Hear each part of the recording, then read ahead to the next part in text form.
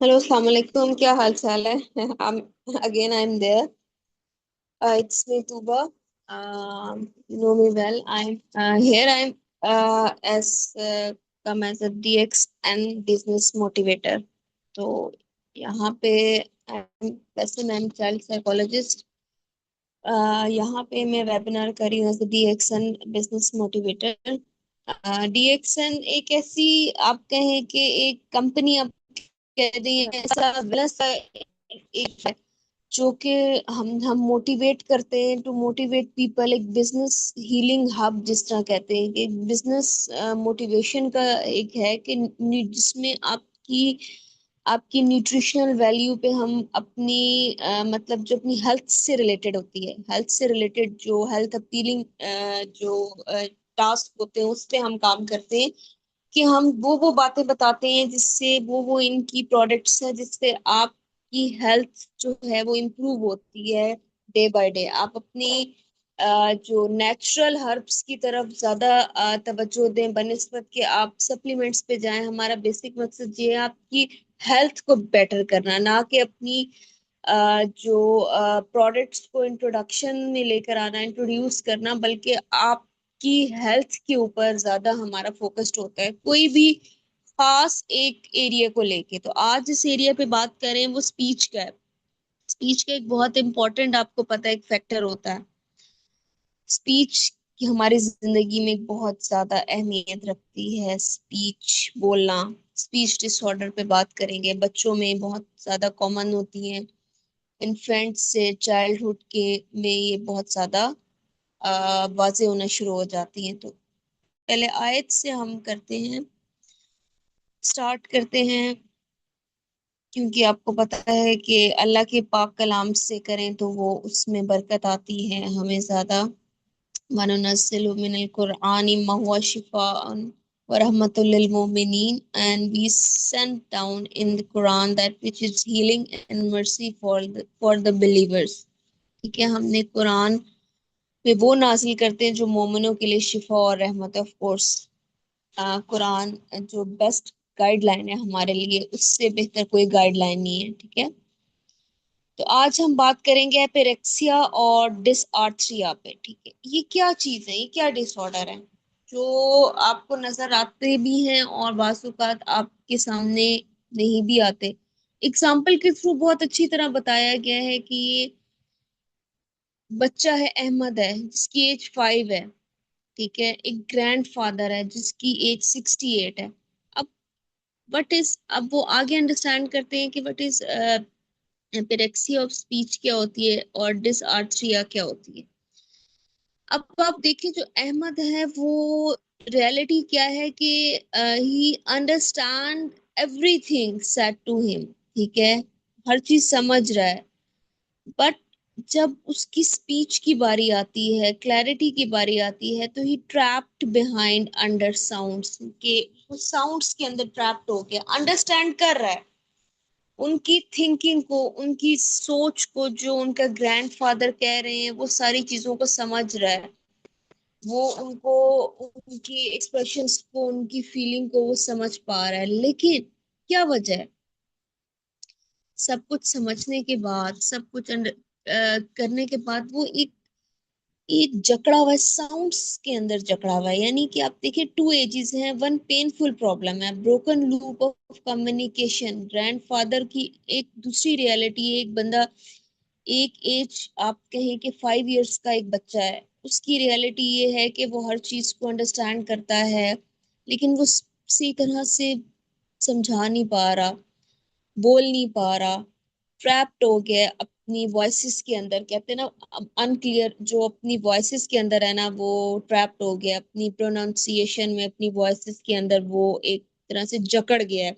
वो उस चीज से निकल नहीं पा रहा। ग्रैंडफादर में अब क्या रियलिटी है कि वंस फुली आर्टिकुलेट, आर्टिकुलेट क्या होता है? आर्टिकुलेट, ये आपके जॉ जो नहीं होते, जॉ, इस आर्टिकुलेशन प्रोसेस होता है जो आपके जॉ, आपके टीथ, आपके ये सारे आर्टिकुलेटेड आर्टिकुलेशन के प्रोसेस में आते हैं। और आर्टिकुलेशन के जो डिसऑर्डर्स होते हैं वो भी यहीं से, साउंड से शुरू होते हैं, जो हम बोलते हैं। Speech become severely slurred after recent अब जो इसका दादा नाना वो बीमार है, स्लर्ड होता है, बहुत स्लो स्पीच है, नहीं सब रिट्रीटिंग इनटू साइलेंस, वो भी साइलेंस का शिकार है, ये दोनों साइलेंस का शिकार है, ये दोनों लूप में जकड़े हुए, स्लर्ड स्पीच, समझ नहीं आ रहा उस चीज को अंडरस्टैंड, वो करके भी वो इतनी उम्र में बोल नहीं पा रहे। फॉर एग्जाम्पल में अहमद कह रहा है, अहमद अहमद चीजों को समझ रहा है कि ये ऐसे होने जा रहा है, लेकिन वो ऐसे नहीं, मैं कर वो चीजों की प्रोनाउंसिएशन ही नहीं कर पा रहा, स्टटरिंग कर रहा है, वो उसमें जकड़ा हुआ है साउंड्स के अंदर, आ बा खाडा में, वो साउंड्स के अंदर ही जकड़ गया, उसकी साउंड्स की क्लैरिफिकेशन नहीं हो रही। ठीक है।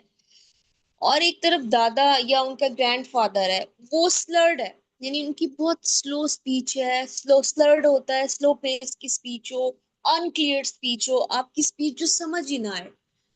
आपने देखा होगा बूढ़े लोग होते हैं बच्चों की तरह हो जाते हैं, उनकी बातें समझ नहीं आती हैं, हम अंडरस्टैंड नहीं कर पाते हैं। जिस तरह आप कहते हैं दादाजी क्या बात है, तो वो उनके ऑडिटरी विजन, उनके ऑडिटरी जो साउंड्स है उनमें भी जरा है कि जो उनकी सुनने की ताकत होती है उनमें थोड़ा सा प्रॉब्लम हो जाता है, जो सेंस ऑफ उनकी जो हियरिंग होती है, क्या बात है वो कहेंगे ये, अच्छा क्या कह रहे, नहीं, मतलब वो भी इसी तरह की स्पीच है, दोनों की सेम स्पीच है, problem is always there, even this there is 5 year old और देर इज 68 year old, तो क्या वजह है।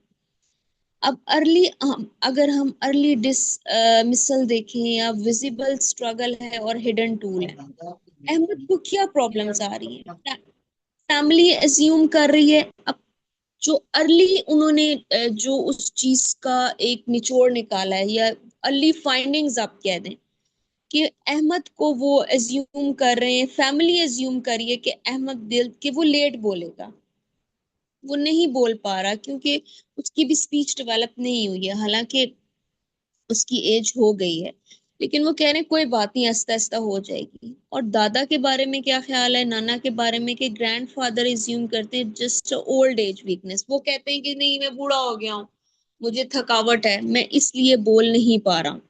तो ये दोनों चीजें कॉन्फ्लिक्ट करी आपस में, एजेस में भी, 5 and 68 year एज।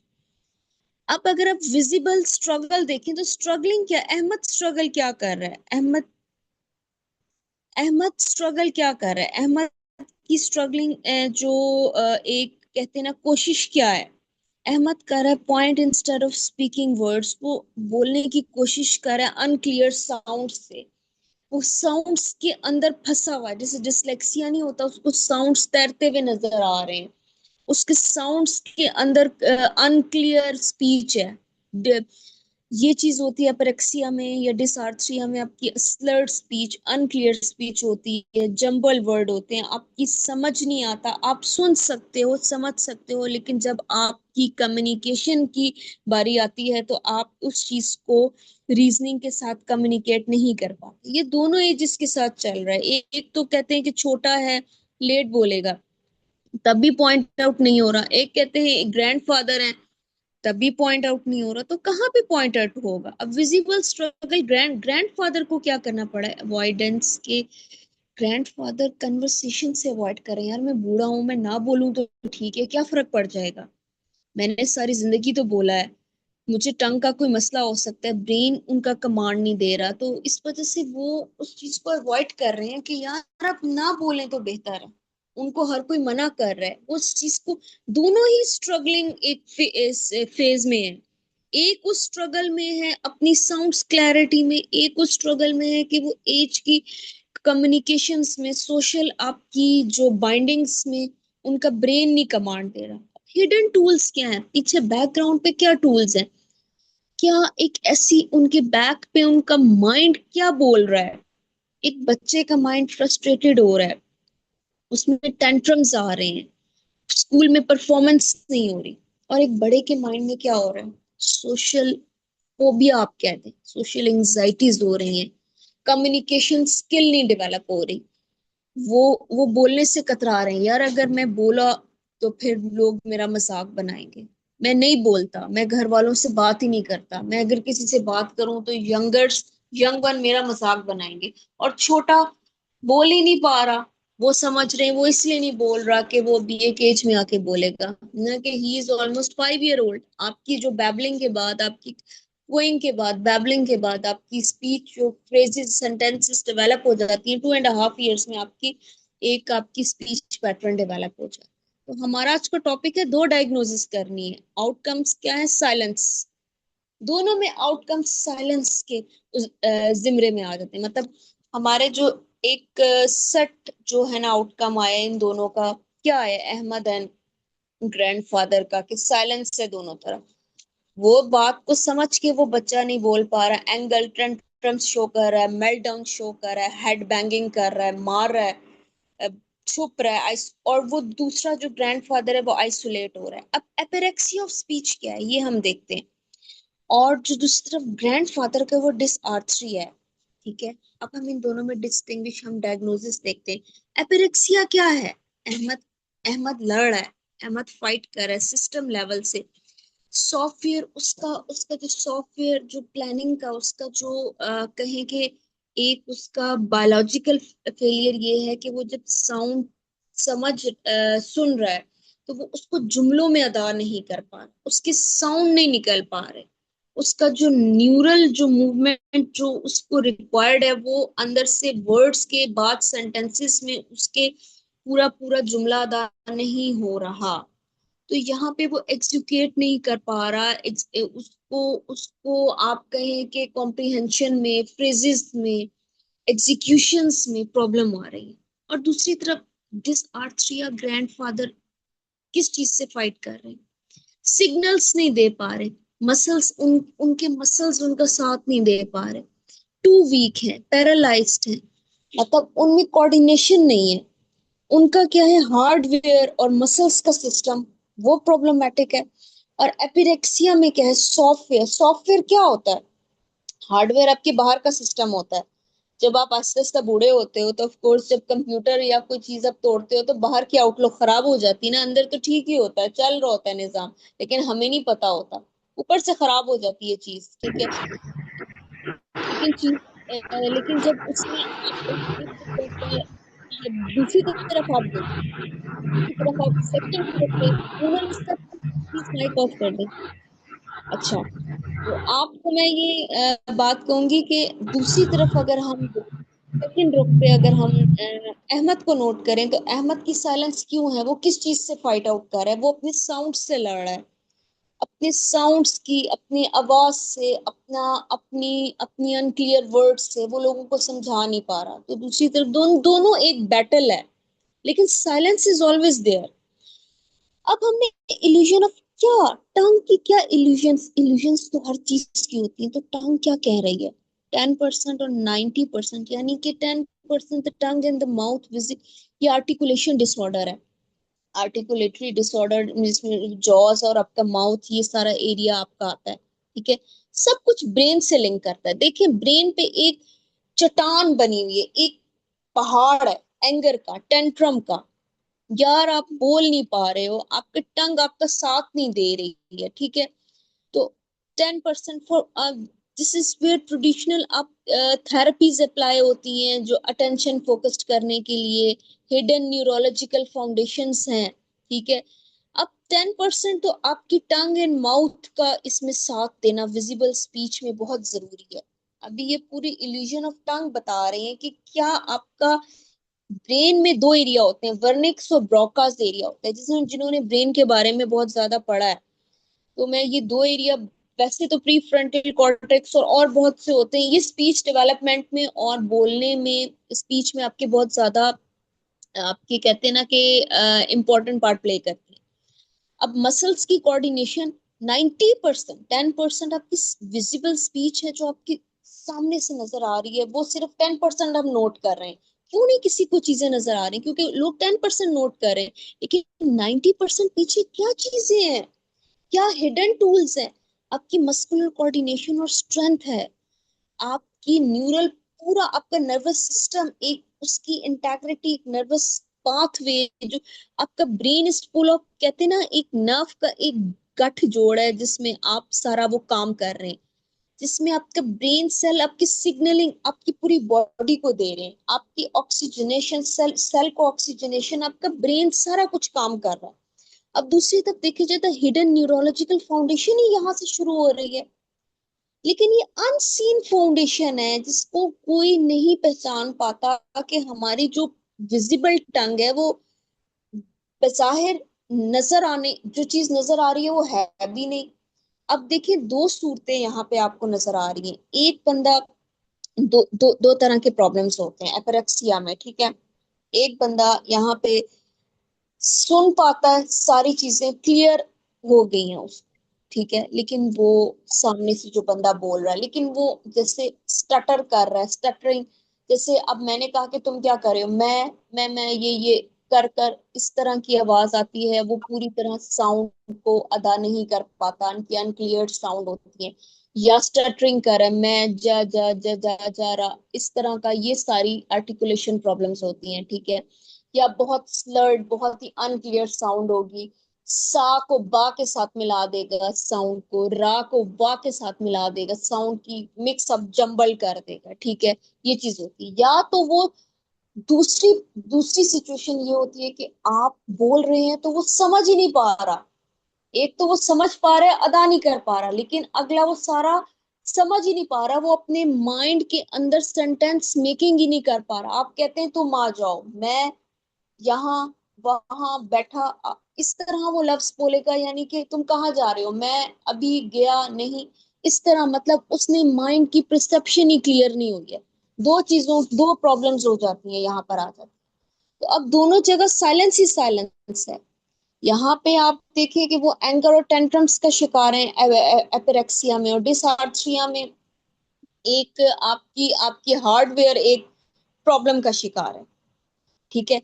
अब बायोलॉजिकल आपकी पूरी बॉडी जो है वो आपकी किस तरह आपका साथ दे रही है, आपकी बॉडी का बायोलॉजिकल पाथवे क्या है, सिंगल वर्ड आपकी किस तरह अदा होता है, बायोलॉजिकली आपकी बॉडी आपका किस तरह साथ दे रही है। स्टेप 2 में ये एक इल्यूजन आपको मैंने बता दिया कि 10% आपको चीज नजर आ रही है, लेकिन जो 90% है वो आपके अंदर सारा सिस्टम है, वो आप पहचान नहीं पा रहे। वहां पे ब्लॉकेज आई है, वहां पे ब्रोकन, जो कहते हैं ना चीजें, नर्व ब्रोक, आपकी जो ब्रेन की सिग्नलिंग नहीं है, यानी कि आपका Broca's area, Wernicke area, prefrontal cortex, आपकी जो एरियाज हैं जो आपकी इस चीज में हेल्प आउट कर रहे हैं, वो आपका साथ ही नहीं दे पा रहा ब्रेन आपकी स्पीच के साथ, तो आपको प्रॉब्लम हो रही है। Biological pathway signalling, blueprint, transmission, the ring.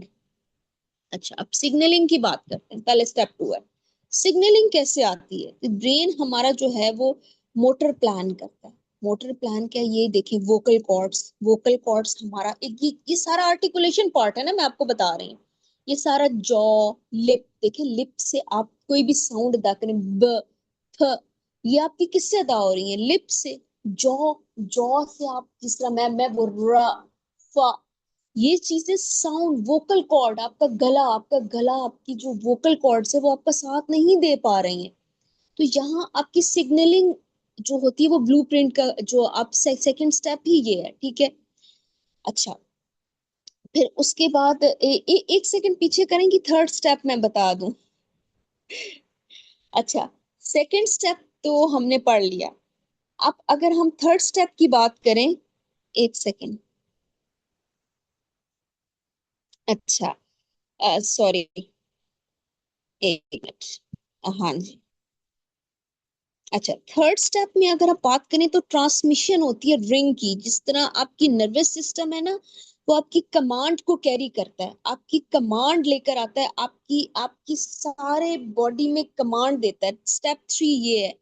तो वो इलेक्ट्रिक सिग्नल नहीं होते, जिस तरह हम लाइट ऑन करते हैं तो उसमें इलेक्ट्रिसिटी, फॉर एग्जांपल हम जिस तरह कहते हैं ना सेल्फ इग्निशन वाला सिस्टम है, तो करंट पास दौड़ती है, इस तरह हमारे फेशियल मसल्स में भी हमारा नर्व सिस्टम में करंट सी आएगी। वो चीज हमारे नर्व्स में करंट आती है जो हम जिससे बोलते हैं, और जो चीज हमें सिग्नल देती है, वो चीज सारी ब्लॉक हुई हुई है, ठीक है। अब अगर स्टेप 4 की तरफ अगर हम जाते हैं, पहला स्टेप जो आता है वो स्पीक का है, इंटेंशंस हैं, ठीक है। पहले स्टेप में बायोलॉजिकल पाथवे में इंटेंशंस आ जाती हैं, यानी कि आपके बोलने के spark, the brain select the word and prepares to speak. Brain आपका एक वर्ड उठाता है और उसको प्रिपेयर करता है स्पीच को, ये बायोलॉजिकल पाथवे। स्टेप 2 में सिग्नलिंग देता है, आपकी ब्रेन जो है आपकी पूरी बॉडी को, आपकी जॉ को सिग्नलिंग दे रहा है, लिप को, यार अब बोलो, you have, this is where apraxia break the chain. यहाँ पे बेसिक स्टेप 2 में होता है जब ब्लूप्रिंट इसका मतलब ही है बस सिग्नल दे रहा है, यहाँ पे एप्रेक्सिया का एक काम ब्रेक चेन, ठीक है। अब यहाँ पे स्टेप 3 में रिंग, WRING, देखिए इसमें भी देखिए साउंड W की गायब है, ओमिट है। सोडा होता है ना, आपने शायद जिसने पढ़ा हो ट्रांसमिशन, रिंग, WRING, इसमें W की साउंड गायब है, रा और वाह की साउंड गायब है, मैं रिंग साउंड कर रही हूँ। तो यही चीजें एक कैरेज कमांड देती हैं इलेक्ट्रिकल सिग्नल के थ्रू, और एग्जीक्यूशन एंड में हम क्या करते हैं, हमें सिग्नल मिल गए, हमें कमांड मिल गए, अब हमने एक क्लियर साउंड प्रोड्यूस करनी। This is where dysarthria break the chain. यहाँ पे डिसआर्थ्रिया की चेन ब्रेक हो जाती है, साइलेंस खत्म हो जाती है। यहाँ पे हमें, यहाँ पे जो होता है डिसआर्थ्रिया का प्रॉब्लम खत्म हो जाता है। लेकिन अगर यहाँ से हो तो डिसआर्थ्रिया की हमें प्रॉब्लम्स, डिसऑर्डर शुरू होता है। और यहाँ से स्टेप 2 से कहते हैं ना एपरेक्सिया का प्रॉब्लम शुरू होता है, ठीक है।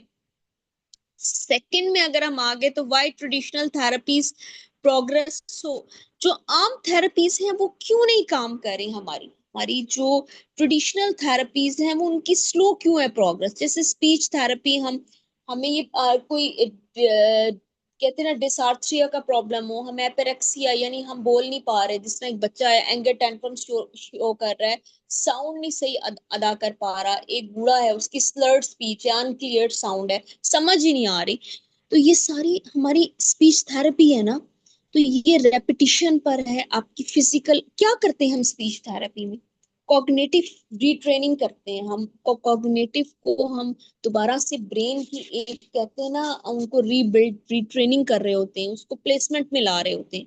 तो लिमिटेशंस क्या है हमारी, जब speech therapy can not generate new, हम नई नर्व्स तो जनरेट नहीं कर सकते ना, और हम ऑक्सीजनेट डिप्लीटेड ब्रेन सेल, यानी कि हम जो डिप्लीटेड सेल को ऑक्सीजनेट, मतलब हम ये काम कर सकते हैं लेकिन ये भी नहीं कर सकते। ये तो सब एक चीजें हुई होती हैं पहले से हमारे माइंड के अंदर, जो प्रॉब्लम्स हैं वो तो क्रिएट हुई हुई है। स्पीच थेरेपी से हम, थेरेपी से थेरेपिस्ट साउंड्स को सही कर सकते हैं, लेकिन माइंड को चेंज नहीं कर सकते, आप याद रखें।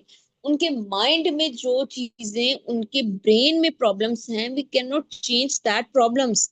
हम उनके माइंड की प्रॉब्लम को, ब्रेन की सेटिंग को कभी नहीं चेंज कर सकता, कोई थेरेपिस्ट भी, साइकोलॉजिस्ट भी, साइकाइट्रिस्ट भी, इवन कोई भी नहीं।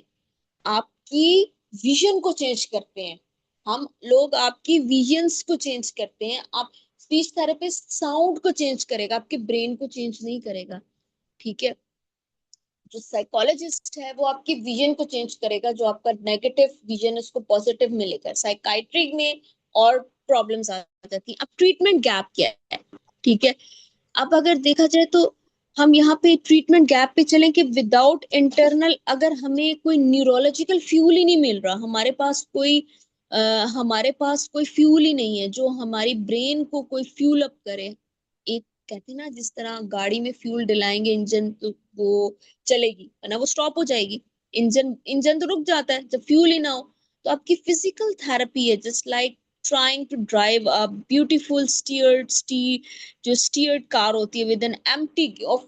कितनी अच्छी एग्जांपल है, देखिए कि एक बहुत खूबसूरत कार है, एक आप सबसे जो महंगी BMW या उससे भी जो आजकल आई हुई न्यू न्यू कार्स, आप उनका ले लें, उनका एक गियर आपने बस, वो एक खूबसूरत स्टेयरिंग होती है, उसको आपने देखना है, लेकिन अंदर से उनका गैस टैंक बिल्कुल एम्प्टी है। ये उन्होंने बहुत अच्छी एग्जांपल दी है। सेलुलर न्यूट्रिशन हार्डवेयर, अब अपने हार्डवेयर को किस तरह करना है, जिस तरह एक ग्रैंड पा को प्रॉब्लम है, रिपेयरिंग करना है उनको, उनकी जो माइलिन शीट्स होती हैं रिड्यूसिंग, उनकी जो इन्फ्लेमेशंस होती हैं, इनकी सेलुलर ऑक्सीजन्स होती हैं। अब उसमें कैन नॉट टीच, इसमें लिमिटेशंस क्या है, उसमें कैन नॉट स्पीच, टीच, इसमें लिमिटेशंस क्या है स्पीच। ये बेटा जरा माइक ये प्लीज बेटा ऑफ जरा कर दे। माइक प्लीज ऑफ कर दे। अच्छा, लिमिटेशंस है कि कैन लिमिटेशंस नॉट, ये कि कैन नॉट रीच। ये मेरी आवाज बेटा ये मेरी रिपीट हो रही आवाज है, बेटा रिपीट हो रही है। द द लिमिटेशंस होती है कि, लिमिटेशंस होती है कि, एक सेकेंड, एक second, whose mic is, whose mic is,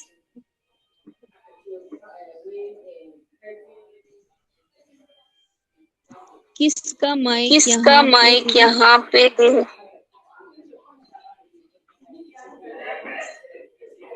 एक सेकेंड एक देखती हूँ कि किसी सेकेंड देखती हूँ कि है। किसी है।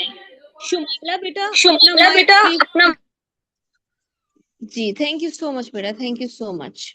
ओके थैंक यू बेटा। वो असल में प्रॉब्लम ये आ जाती है कि जब आप अपना माइक ऑन रखते हैं ना तो माइक मुझसे ना एको रिपीट हो रही है, तो एको की वजह से एको जरा आप, रिपीट हो रही, तो एको की वजह से जरा आप, अच्छा फिर अच्छा, उसके बाद फिर लिमिटेशंस, उसके टीच नहीं कर लिमिटेशंस सकते, ब्रेक टीच नहीं कर सकते, ब्रेन स्पेसिफिक हो सकती है। मैकेनिज्म हो सकती है। ठीक है, आपकी जो ठीक है, आपकी जो आप, आप, सहार किसका माइक ऑन सहर है? किसका माइक ऑन है?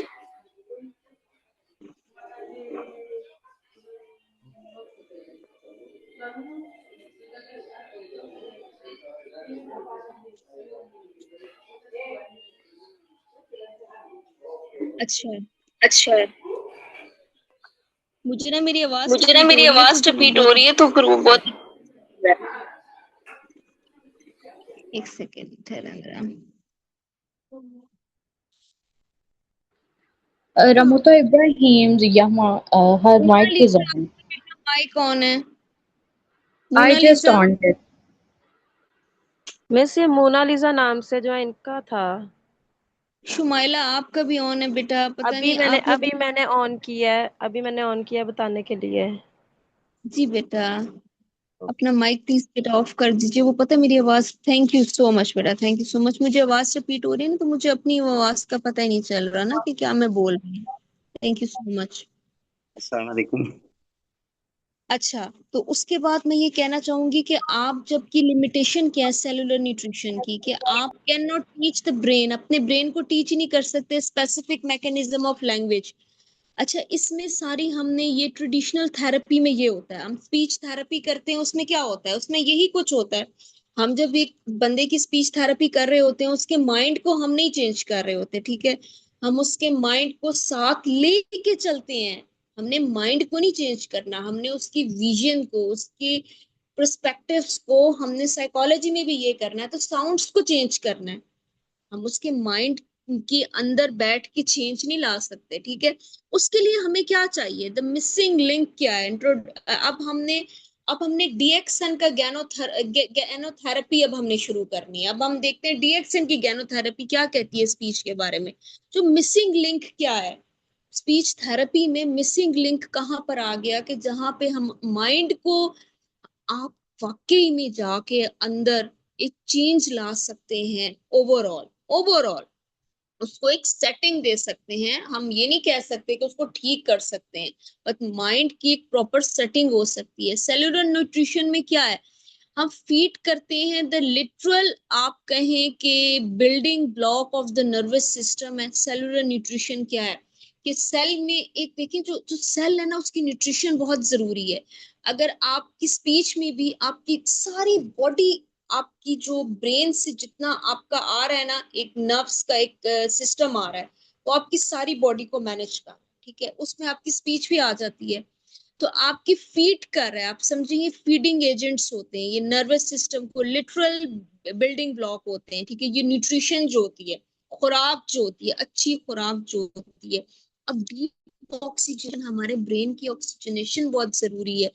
जो हमें, जो हमारे फ्लडिंग, मतलब एक फ्लड आ जाता है, flooding the brain with oxygen का फ्लड आ जाता है, जिस तरह सैलाब आ जाता है, जो बहुत जरूरी होता है। मोटर सिस्टम क्या होता है, हमारे मोटर सिस्टम, हमारा लिखना, पढ़ना, उठना, ये सारी मोटर हमारी जो है ना, जो फंक्शनिंग है, जो हमारी डेली लाइफ की फंक्शनिंग है। अब नर्व की जो है रिजुवेशन क्या है, ठीक है। इसमें देखिए कि अब सपोर्ट करते हैं हम नर्व के पाथवे को जो स्पीच मूवमेंट में कमांड कर रहे होते हैं। अब जब तक वो हम नर्व को हम सपोर्ट नहीं करेंगे, देखिए हम स्पीच थेरेपी तो साउंड को अदा करते हैं ना, ये स्पीच टूल्स के जरिए। आप जिन्होंने तो यहाँ पे स्पीच थेरेपिस्ट है, उन्हें पता होगा कि डिफरेंट जॉस के लिए, मसाजिंग के लिए ब्रीदिंग एक्सरसाइजेज होती हैं, हम स्पीच टूल्स यूज करते हैं। लेकिन अब जो नर्व्स की रीजनरेशन, यानी कि अब सपोर्ट, जो एक रिपेयरिंग पाथवे सिस्टम होता है जिसमें स्पीच को कमांड हम दे सकते हैं, उसके लिए हमें न्यूट्रिशन की जरूरत होती है, ऑक्सीजनेशन की जरूरत होती है, एंटी इन्फ्लेमेटरी सपोर्ट, यानी कि आपकी जो जो स्वेलिंग आपकी जो होती है निगलने की, स्लो डाउन द नर्व, आपकी जितनी क्लियरिंग द माइक्रो जो स्कोपिक जो स्वेलिंग होती है आपकी, वो आपकी एक अनक्लियर साउंड कर देती है, और आपकी जो नर्व की जो ट्रांसमिशन है उसको स्लो डाउन कर देती है। तो ये यहाँ पे हमने मिसिंग लिंक पढ़ा कि मिसिंग क्या चीज हो रही है, न्यूट्रिशन। न्यूट्रिशन हमारी माइंड के में मिस हो रही है, जो कि हमारे स्पीच में हमारा साथ जरूर देती है। हमारी ऑक्सीजनेशन, जो कि फ्लडिंग होनी चाहिए ऑक्सीजन की ब्लड आपकी ब्रेन में, ठीक है। अब नर्व्स की बिल्कुल रीजनरेशन होनी चाहिए जो स्पीच को कमांड देती है, और एंटी इन्फ्लेमेटरी सपोर्ट जरूर होनी चाहिए। अब न्यूट्रिशनल जो, अगर हम बात करें ओवरऑल न्यूट्रिशनल रिपेयरमेंट की, कि एक न्यूरल जो हम अपनी एक नर्व्स की रिपेयरमेंट न्यूट्रिशन के जरिए कैसे करेंगे, तो डीएक्सएन हमें एक गैनोसीलियम होता है, जीएल, जीएल होता है गैनोसीलियम। देखिए ये क्या सोर्स है, ये माइसीलियम रूट सिस्टम के अंदर जाके टारगेट, ये रूट सिस्टम के अंदर जा, माइसीलियम होता है एक रूट सिस्टम जो हमारा होता है। जैसे रूट होती है ना, हम जैसे पौधे की जड़ होती है, अगर हम जड़ को कहते हैं ना, किसी किसी बीमारी की जड़ को पकड़ लें तो वो फिर सही तरह से हम इलाज कर सकते हैं। तो हमारा टारगेट क्या होता है, हम नर्व की जनरेशन करना, ब्रेन के सेल्स को रिपेयर करना। अब ऋषि जो गैनो होता है, जी आर, इसे सॉरी आर जी, ऋषि गैनो, ये देखिए एक मशरूम है डीएक्सएन का। इनकी जो प्रोडक्ट्स होती है ना, basically they are natural products, natural herb से होती हैं। तो हम जो एक कहते हैं ना मिसिंग लिंक है, हम इस लिंक को पूरा करेंगे। स्पीच थेरेपी तो हमारी एक आउटर लिंक है, एक हार्डवेयर की लिंक है, लेकिन जो इनर वेयर, जो हमारा सॉफ्टवेयर का लिंक है, वो हमारी नेचुरल हर्ब्स हैं, हमारी न्यूट्रिशन है, हमारी जुबान के अंदर जो हम ताकत जिससे प्रोवाइड करते हैं, तो वो सारा गैनोथेरेपी है जो डीएक्सएन हमें प्रोवाइड कर रही है। इसमें सबसे पहले जीएल आता है, गैनोसीलियम, इसमें माइसीलियम एक रूट सिस्टम है,